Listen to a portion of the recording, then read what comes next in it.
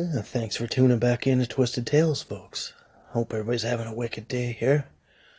So tonight's tale, we're going to venture outside our lovely Canadian region, and we'll talk about a Hungarian noblewoman, an alleged serial killer, Countess Elizabeth Bathory, from the family of Bathory.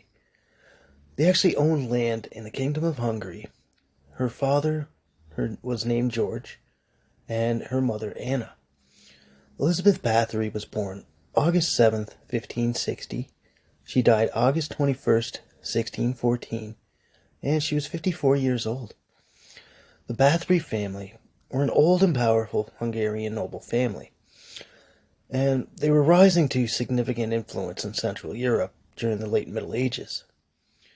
So it's just like a little rundown before we dive right into the story here, and it will focus on Elizabeth and some of her servants. And the servants actually took part in killing hundreds of girls and women between the years of 1590 and 1610. Now, the charges that were laid against Elizabeth were described by many historians as something of a witch hunt. And we're going to cover all that a little after. So let's start off with her early life. The Bathory family was an immensely powerful family.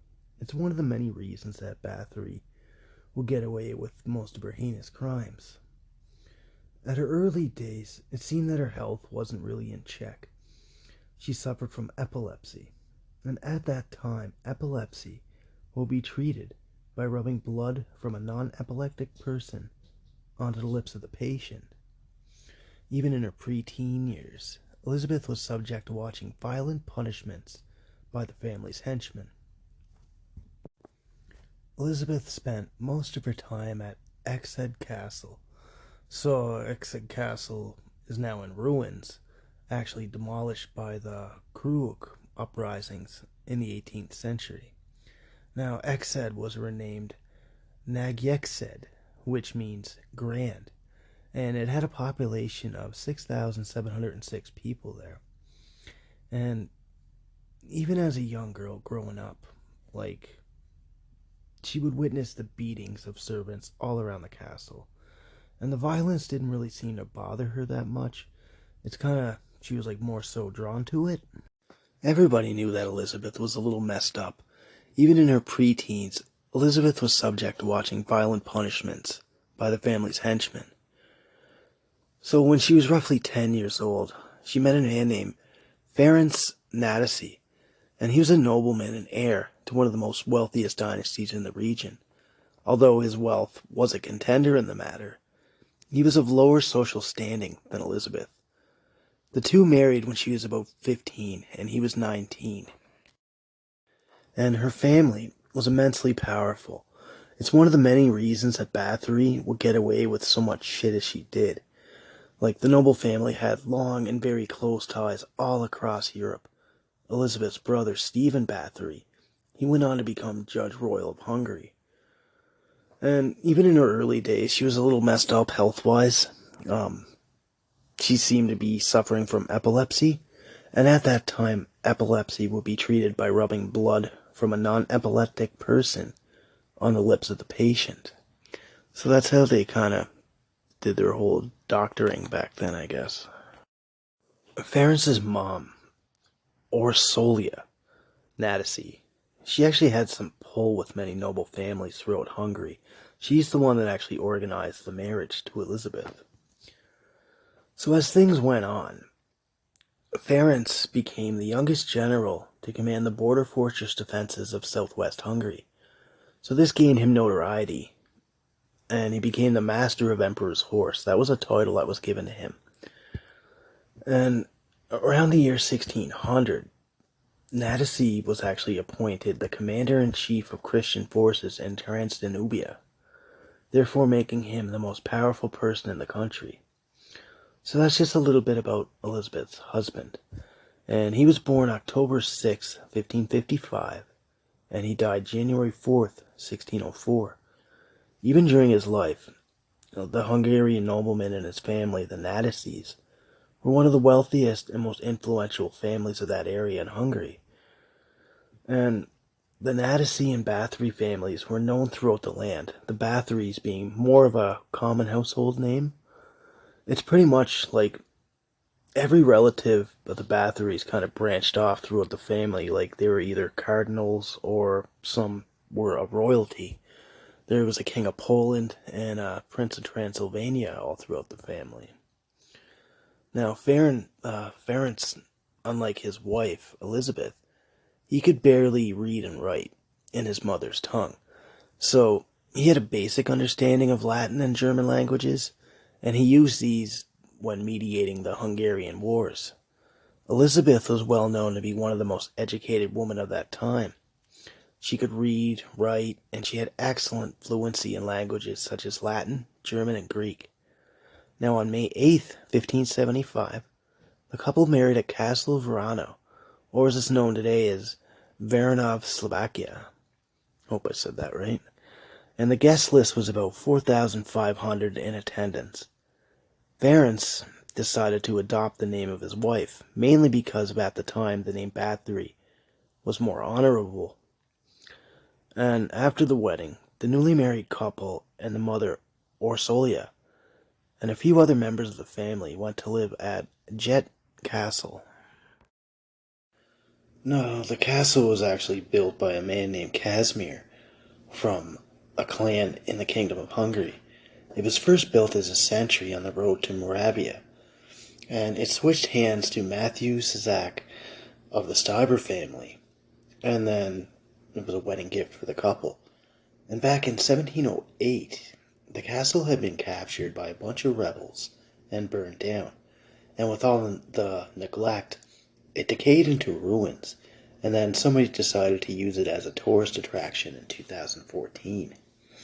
Just a little history on the castle there. It was just the main place of residence for the couple. Now in 1578, Count Ferenc, he took one of the flanks of the Hungarian army, so he did a lot of trips back and forth away from home.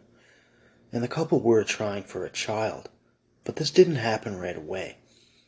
It took about a period of 10 years. And before marrying her husband, she was actually pregnant by another man. He was a commoner, and this was around 1574. But they ended up giving the child away in secret to a trusting woman who knew the family. Her husband actually heard about the news, and he found that man. He had him castrated, and then fed to a pack of wild dogs. I mean, back in those days, anything is possible. Could just be hearsay, but both of them were twisted individuals. And having a child out of wedlock, especially in those days, is a huge deal. It's one of the main reasons they gave away the child, was to avoid a scandal. And she actually lived in hiding during her pregnancy, because news of this couldn't reach the public, or the wedding would be totally compromised. And it's just like a weird life though. Like, Elizabeth did go on and have children, but they were cared for out of sight by governess, meaning like a woman employed to teach children in a private household sort of thing. And even after the whole 10-year period thing, they had their first child, Anna. 9 years after that, another daughter named Caitlin was born, and then the couple would bear their only son, Paul. And the military life of Ferenc was pretty glamorous. Like, he moved up pretty quick through the ranks. He was a soldier in the Ottoman Wars. During that time, like, he conquered the castles of Esztergom, Waltzen, Visegrad, and in later years, Jor. Now, all these castles he overtook were once originally held by the Turkish Ottoman Empire. The Hungarians held major sway over everybody at that time, and the central southern part of Christian Hungary was under Ottoman occupation. And his military career made him like a lot of friends along the way. And along with the Countess, the guy was pretty much untouchable. I mean, one of the most important military commanders of that time, actually. And he was a man known for tremendous courage while he was on the battlefield, but also very well known due to his cruelty to the Ottoman prisoners. And he portrayed and harnessed his brutal practices throughout his war days and his lifetime. And as the wars progressed, Valens was away for a long time. And Elizabeth would look after like the business affairs side of things. She would deal with multiple estates during the war, and her duties included like looking after the Hungarian and Slovakian people, providing medical care.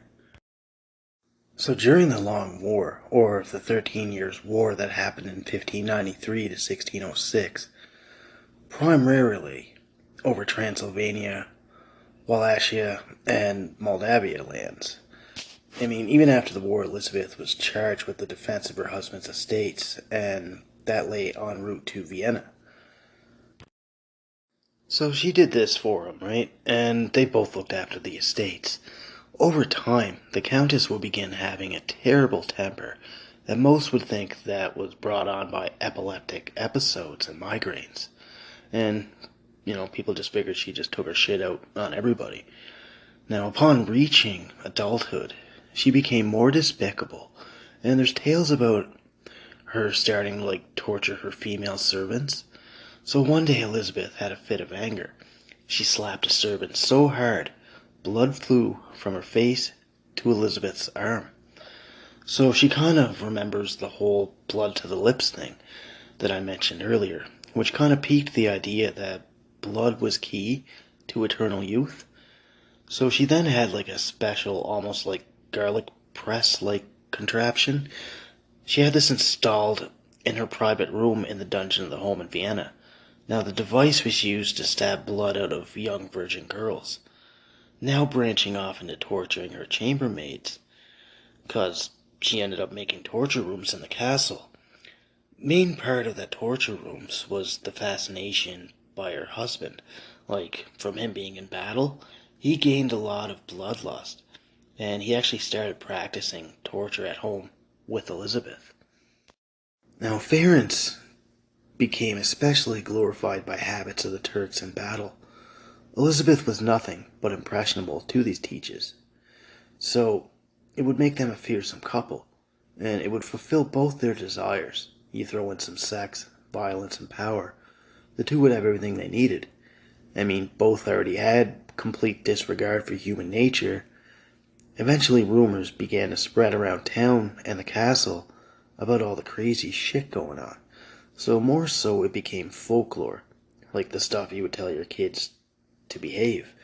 And tale about the Countess and how she bathes in a bathtub full of blood, and she believes that this restores youthfulness. And there's no doubt that she and her husband did some pretty heinous stuff. And all the help around the castle started to slowly disappear, and they would just bring in more chambermaids. And the couple's little torture thrills, they would just continue on. And they would learn and share many techniques from one another. I mean, all the husband's infamy from the war, his outposts around various cities. So this kind of gave the two a great amount of wealth, and even this castle was the majority where the murders and tortures happened. It was just one of the 20 castles that they owned together. And in war, Ferenc was known as the Black Knight by his enemies. Its tale goes as his opponents that were facing him in battle would be chilled to the bone, because he was known to break out and dance, with dead bodies of his enemies. When people heard and seen what he did to prisoners, they would praise him. He would play kickball with their heads, or play a game of catch. He would sometimes impale prisoners on stakes so they'd suffer a slow, agonizing death. So this would last for days on end, and this was the kind of shit that he was into. And Ferenc taught Elizabeth certain punishment methods. One method was they inserted pieces of paper that were soaked in oil in between the toes and then set on fire. So this was a way to keep their workers in line, a lesson to be learned on working harder. And on one of the trips back home from the battlefield, He gifted Elizabeth with like a claw-like contraption that could be placed over the hand to tear flesh. So this was used for stabbing and cutting victims. And eventually the torturing wasn't good enough for Elizabeth. She started practicing torture methods learned from her husband. So the torture methods that he used while he was at war were pretty fucked.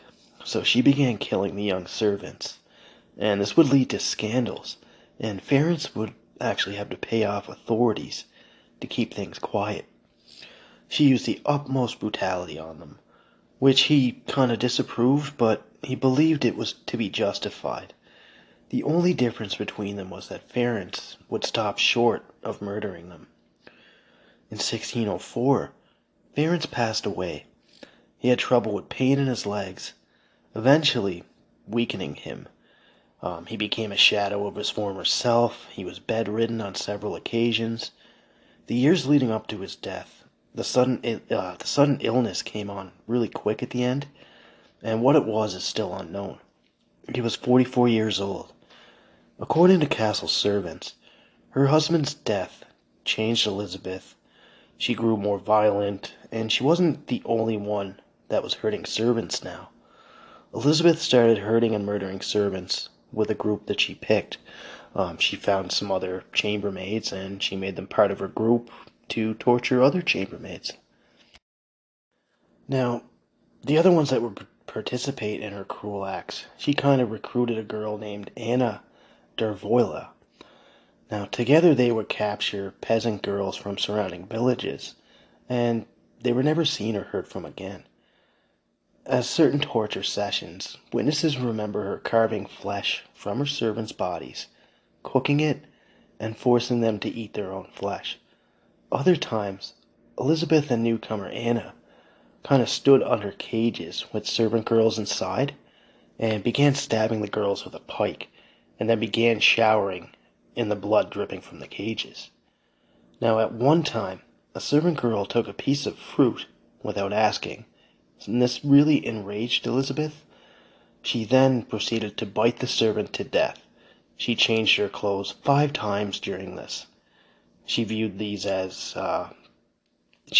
mistakes kind of as crimes, so sometimes she would heat up coins and place them in the hands of servants and force them to keep their fists closed, so holding the burning coin in their hands. She would also dose her subjects with honey before staking them into the ground. This was mainly for wild animals and bees, since they would become attracted to them, and then they would viciously attack or swarm them, and there'd be nothing the person could do about it because they were left completely defenseless. Now, the claims of her eating flesh were rumored because she kind of dwelled in dark rituals, but these are only rumors. But in that day and age, anything's possible. Elizabeth eventually took permanent residence at the castle, sometimes locking herself in a room for days on end, and the death of her husband hit her extremely hard, so she shut herself in for a bit, sometimes being too depressed to get out of bed. So Anna would bring helpless villagers to the castle to be tortured, beaten, and stabbed. And being as powerful as she was, no peasant would ever raise accusations against the Countess. She was pretty much untouchable, more so with her family connections. But, this would all change between the years of 1602 and 1604. And it was between these years that Elizabeth's violence would really speed up. So there's some trigger warnings here, because there's some really bad stuff that she does. She beat the girls so severely that the blood splatter on the walls had to be removed with ashes and cinders. Some of the girls were forced to stand in tubs of ice water up to their necks until they died from hypothermia. And she would also make the girls strip down naked, and then she would heat up iron rods and insert them into the victim's vaginal area. In all cases, these torture sessions were fucking diabolical. She went full tilt with them. But where was she putting the bodies at? Well, they would start turning up and be found in gardens, grain pits, orchards, places along the castle premises, and other surrounding areas outside the castle. Now, When Ference was alive, his standing in the kingdom protected Elizabeth from prosecution, and now because of his passing, all her torturous deeds would soon be brought to justice, and they would soon be brought to an end. It was just becoming too much. The bodies that popped up, the talk that was going on around town, everybody knew what she was up to. It was just that she was too powerful to be touched throughout these times. And in 1609, King Matthias, he assigned a formal investigation into the matter. Now, King Matthias II assigned notaries Andrei Carastri and Moses Siraki to finally bring the Countess to justice. Now, at this time, the Countess, her cousin, Georgy Thurzo, he was the Count Palatine of Hungary. So that pretty much means he had like the highest ranking position in the country. This kind of means that if a king wasn't of age to be king, the Palatine would rule until he was of age. But even all this power couldn't protect Countess Elizabeth. It was brought to attention that she was killing noble women, and these noble women had high noble connections to royal families. They found out that they died in suspicious and terrible circumstances while in Elizabeth's company. So the Count took depositions from hundreds of people throughout the area. Now, this took time. Listening to one tale after another about brutal beatings, some investigators were found to be overwhelmed by this. Like, all the torturous stories going on, then people would start talking and telling about it. It's pretty bad, it's pretty brutal. So this is some of the stuff that had to be talked about in order to bring her to justice. And during the investigation that was going underway, everything was closing in on Countess Bathory. Now, her little servants that were on her side, they killed more than 650 servants and help. The girls were as young as 10 years old, like they were abducted, beaten, mutilated, and starved, all for their own amusement. Now, what Elizabeth was doing was she was getting girls sent to her castle for teachings of etiquette, so the girls could learn how to become proper ladies. So what a better way to do this than to send your loved ones to the sinister Countess and her accomplices. Now, the 4 girls who helped the Countess were Anna, that I mentioned earlier. She was a nurse and looked after children. Another woman named, I hope I say this right, was Iona Cho, a girl named Dorca, and a washwoman named Caitlin. There was also a disfigured man named Fizco. I also hope I said that right as well. So, Anna and Dorca would compete with one another on who could inflict more pain towards their victims. Now, sometimes the girls, they would actually be stabbed with their own sewing needles if they were to make a mistake while sewing or knitting. And the girls would have needles stuck into their fingers. It was stories like these that spread around the countryside. Everyone was talking about it. And people could only keep it hush-hush for so long. And even fear of the Countess, that was starting to, kind of run slim. And later in 1609, money debts began piling up on Elizabeth.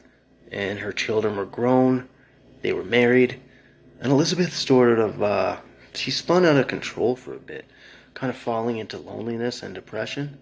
And the royal investigation from Georgie starts to ride again.